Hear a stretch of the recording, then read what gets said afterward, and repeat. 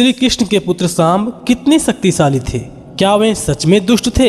क्या श्री कृष्ण उन्हें शत्रु के नज़र से देखते थे? कितने युद्ध लड़े थे उन्होंने? क्या है सांब की रहस्यमयी कहानी? सांब के जीवन से जुड़े एक एक तथ्य को जानने के लिए इस वीडियो को अंत तक अवश्य देखें। अध्यात्म गुरु यूट्यूब चैनल में आपका एक बार फिर से स्वागत है। अगर आपको हमारे वीडियो पसंद आते हैं तो कृपया हमारे चैनल को सब्सक्राइब और वीडियो को लाइक अवश्य करें। इससे हमें और भी अच्छा कार्य करने की प्रेरणा मिलती है। सांब के जन्म की कथा हमें देवी भागवत स्कंद 4 में मिलती है। इसके अनुसार एक समय देवी रुक्मणी के प्रद्युम्न आदि संपन्न गुण पुत्रों को देखकर दीन भाव से देवी जामवंती ने श्री कृष्ण से संतान हेतु याचना की। तब तपस्या करने का निश्चय करके वह पर्वत पर चले गए, जहाँ महान तेजस्वी शिव भक्त मुनि उपमन्यु विराजमान थे। वहाँ पर पुत्राभिलाषी श्री कृष्ण ने उपमन्यु को अपना गुरु बनाकर उनसे पाशुपत दीक्षा ली। श्री कृष्ण वहाँ भगवान शिव की घोर तपस्या में लीन होकर शिव मंत्र का जाप करने लगे। तत्पश्चात छठे महीने में रुद्र उनके भक्ति भाव से प्रसन्न होकर प्रकट हुए और श्री कृष्ण को देवी पार्वती सहित भगवान शिव ने प्रत्यक्ष रूप से दर्शन दिया और श्री कृष्ण से वर मांगने को कहा। तब श्री कृष्ण ने भगवान शिव के ही समान पुत्र की प्राप्ति कर वर मांगा। तत्पश्चात जामवंती को पुत्र प्राप्त हुआ, क्योंकि भगवान शिव के अर्धनारीश्वर रूप को सांब के नाम से जाना जाता है। इसीलिए जामवंती के इस पुत्र का नाम सांब रखा गया। भागवत पुराण के अनुसार सांब को कार्तिकेय जी का अवतार माना गया है। महाभारत के सभा पर्व अध्याय 4 के अनुसार प्रद्युम्न, सांब, सात्यकी तथा अनिरुद्ध ने अर्जुन के पास रहकर धनुर्वेद की शिक्षा ली थी। अपने भाई प्रद्युम्न की तरह ही उन्हें मायावी शक्तियों का भी ज्ञान था। महाभारत के सभा पर्व अध्याय 14 में श्री कृष्ण युधिष्ठिर से कहते हैं, हमारी सेना में अपने भाई के समान चारुदेशण, चक्रदेव, सात्यकी, मैं, बलराम जी, सांब और प्रद्युम्न ये 7 अतिरथी वीर हैं। श्री कृष्ण कहते हैं कि सांब अपने बल और पराक्रम में उनके ही समान है। वन पर्व अध्याय 120 में सात्यकी युधिष्ठिर को सांब के बारे में बताते हुए कहते हैं, जाम्बवंती नंदन सांब रणभूमि में बड़े प्रचंड पराक्रमशाली बन जाते हैं। उस समय इनके लिए कुछ भी असहनीय नहीं है। इन्होंने बाल्यावस्था में ही सहसा सम्रासुर को नष्ट कर दिया था। इन्होंने युद्ध में अश्वरोहियों की कितनी ही सेनाओं का संहार किया था और अश्वचक्र को मार डाला था। जब शाल्व ने अपने विशाल सेना सहित द्वारिका पर आक्रमण कर दिया था तो उस समय सांब ने शाल्व के मंत्री तथा सेनापति क्षेमवृद्धि के साथ युद्ध किया था। सांब ने क्षेमवृद्धि के माया में बाण जाल को माया से ही छिन्न भिन्न कर डाला था और उसके साथ उसे अति घायल करके युद्धभूमि से भगा दिया था। शाल्व के क्रूर सेनापति क्षेमवृद्धि के भाग जाने पर बेगवान नामक बलवान दैत्य ने सांब पर आक्रमण कर दिया था।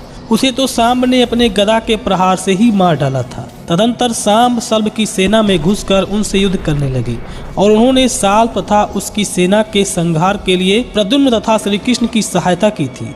जब बाणासुर ने श्री कृष्ण के पोते अनिरुद्ध को बंदी बना लिया था तो उस समय बलराम, श्री कृष्ण, प्रद्युम्न आदि के साथ सांब ने लगभग 12 अक्षौणी सेना के साथ बाणासुर की राजधानी शोणितपुर में धावा बोल दिया था और वहां सांब का बाणासुर के पुत्र के साथ युद्ध हुआ था। भागवत पुराण 10वें स्कंध के अध्याय 6 के अनुसार जाम्बवंती नंदन सांब अकेले ही बड़े बड़े वीरों पर विजय प्राप्त करने वाले थे। वे स्वयंवर में स्थित दुर्योधन की कन्या लक्ष्मणा को हर लाए थे। इससे कौरवों को बड़ा क्रोध हुआ। वे बोले, यह बालक बहुत ढीठ है, खुद तो सही इसने हम सबको नीचा दिखाकर हमारी कन्या का अपहरण कर लिया है। वह तो इसे चाहती भी नहीं थी, अतः इसको पकड़कर बांध लो। ऐसा विचार कर कर्ण, शल्य, भूरिश्रवा और दुर्योधन आदि वीरों ने सांब को पकड़ लेने की तैयारी की। जब महारथी सांब ने देखा कि धृतराष्ट्र के पुत्र उनका पीछा कर रहे हैं, तब वे अकेले ही रणभूमि में डटकर खड़े हो गए और अपना धनुष उठाकर कर्ण आदि 6 वीरों पर अलग अलग 6 अलग रथों पर सवार थे। उन पर सांब ने 6 बाण से अलग अलग प्रहार किया। सांब के इस अद्भुत हस्तघों को देखकर विपक्षी वीर भी उनकी प्रशंसा करने लगे। इसके बाद उन 6 वीरों ने एक साथ मिलकर सांब को रथहीन कर दिया। 4 वीरों ने एक एक बाण से उनके 4 घोड़ों को मार दिया। एक ने सारथी को, एक ने सांब का धनुष काट डाला। इस प्रकार कौरवों ने युद्ध में बड़ी कठिनाई और कष्ट से सांब को रथहीन करके बांध लिया। वे उन्हें लेकर हस्तिनापुर लौट आए। जब इसकी सूचना बलराम जी को मिली तो उस समय उन्होंने कुरुवंशियों और यदुवंशियों के लड़ाई झगड़े को ठीक नहीं समझा और क्रोधित यदुवंशियों को शांत कर स्वयं रथ पर सवार होकर हस्तिनापुर गए।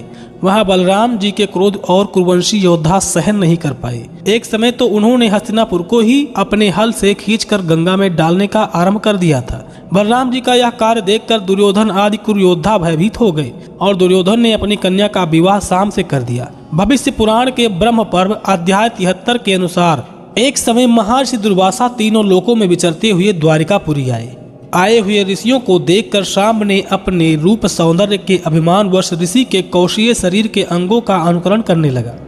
उनके मुख के भांति मुख बनाकर उनके देखने की भांति देखने एवं चलने की भांति चलने लगा।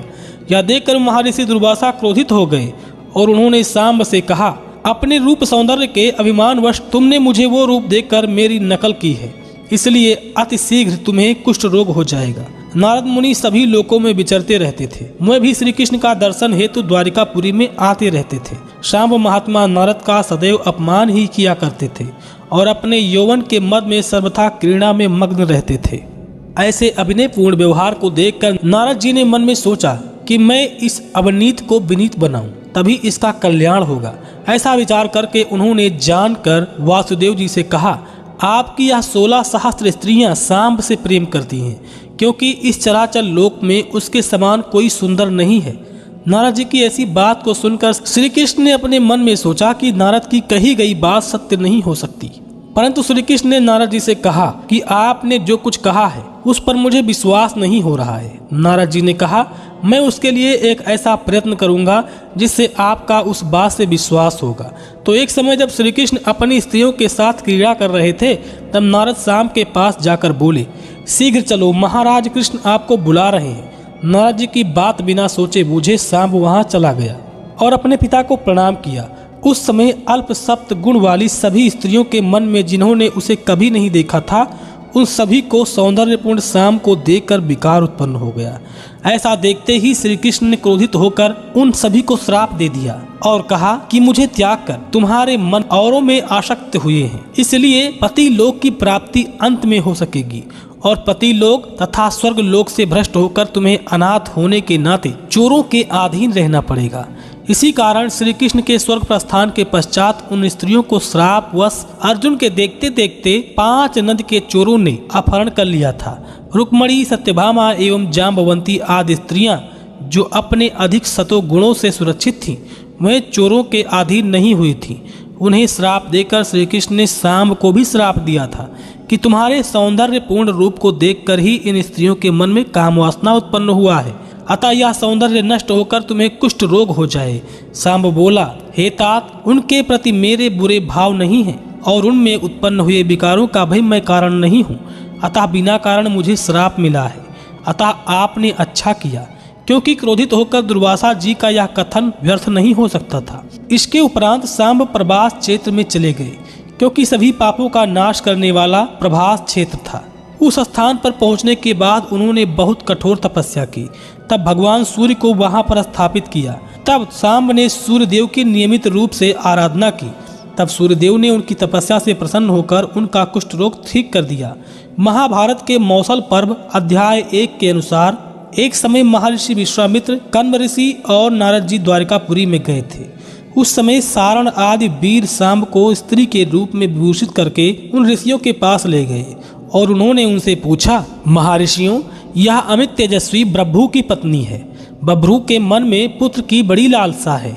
आप लोग महर्षि हैं, अतः आप बताएं कि इसके गर्भ से क्या उत्पन्न होगा।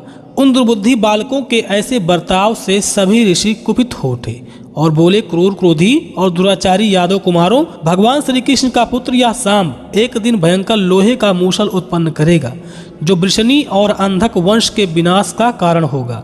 इसी से तुम लोग बलराम और श्री कृष्ण के सिवा अपने शेष समस्त कुल का संहार कर डालोगे। भगवान श्री कृष्ण ने भी यदुवंशियों के ऊपर आने वाले इस काल को पलटने की इच्छा नहीं की थी। दूसरे दिन सवेरा होते ही सांब ने उस मूसल को जन्म दिया और राजा उग्रसेन के कहने पर उस मूसल को कुटवा कर अत्यंत महीन चूर्ण करवा दिया गया और उनके सैनिकों ने उस लोहे के चूर्ण को समुद्र में फेंक दिया। परंतु चूर्ण आगे आकर घास के रूप में उग गए और ज्यों-ज्यों समय बीतता गया त्यों-त्यों यदुवंशी विनाश की ओर बढ़ते गए। एक समय सभी वृषणी, अंधक तथा सभी यदुवंशी आपस में लड़कर मारे गए और महर्षियों के श्राप से वह घास वज्र के समान बदल कर मूसल बन गई। उन्हीं मूसलों से सबने एक दूसरे को मार डाला। श्री कृष्ण ने जब अपने पुत्र सांब, चारुदेशण और प्रद्युम्न तथा अपने पोते अनिरुद्ध को मारा गया देखा तो उनकी क्रोधाग्नि प्रज्वलित हो उठी। तब श्री कृष्ण ने उस समय शेष बचे हुए यादवों का संहार कर डाला। जैसा कि कुछ लोक कथाओं तथा कुछ टीवी सीरियल्स में सांब को श्री कृष्ण के दुष्ट पुत्र के रूप में दिखाया जाता है, महाभारत तथा कुछ पुराणों में सांब का वर्णन बिल्कुल ही अलग है। सांब ने चंचलता पूर्वक कुछ गलतियां अवश्य की थी, जिसका उन्हें दंड भी मिला, परंतु वे दुष्ट या बुरे स्वभाव के नहीं थे। वे अपने पिता के समान एक महान योद्धा थे और श्री कृष्ण का पुत्र होकर कोई दुष्ट प्रवृत्ति का कैसे हो सकता है। जय श्री कृष्ण मित्रों, आज के इस वीडियो में बस इतना ही। आशा करते हैं कि आपको हमारा यह वीडियो अवश्य पसंद आया होगा। कृपया इसे लाइक और शेयर अवश्य करें। अगर हमसे कोई त्रुटि हो गई है तो कृपया क्षमा करें और आपसे निवेदन है कि प्रेम पूर्वक परम पिता परमात्मा को मन में धारण करें और बोलें वैदिक सनातन धर्म की सदा ही जय।